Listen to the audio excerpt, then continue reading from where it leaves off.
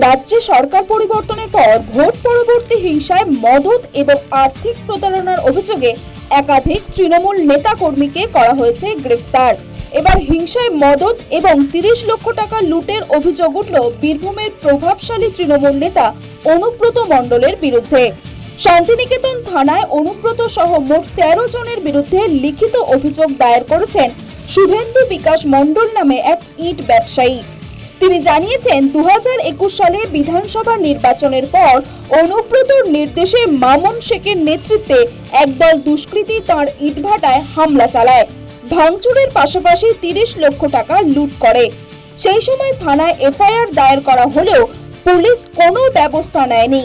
শুভেন্দুর আশা, বর্তমান পুলিশ নিরপেক্ষ তদন্তের পাশাপাশি আইনানুগ ব্যবস্থা নেবে।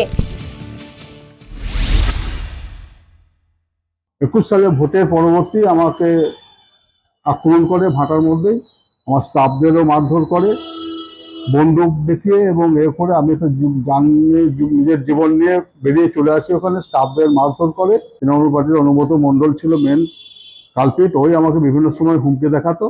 পরবর্তীকালে মামুন শেখকে দিয়ে আরও অনেক ছিল, 13 জন মোটামুটি আমি আসামির নাম কালেক্ট করে দিয়েছি, কারণ সেই সময় আমি কোনো রকম সহযোগিতা পাই নাই। এর আগেও গরু পাচার সহ একাধিক অভিযোগ উঠেছিল মমতা বন্দ্যোপাধ্যায়ের আদরের কেষ্টর বিরুদ্ধে। এজন্য দীর্ঘদিন জেল খাটতে হয়েছিল তাকে। এবার নতুন করে এফআইআর দায়ের হওয়ায় অনুব্রতর বিপদ বাড়ল বলে মনে করছে ওয়াকিবহাল মহল। News time.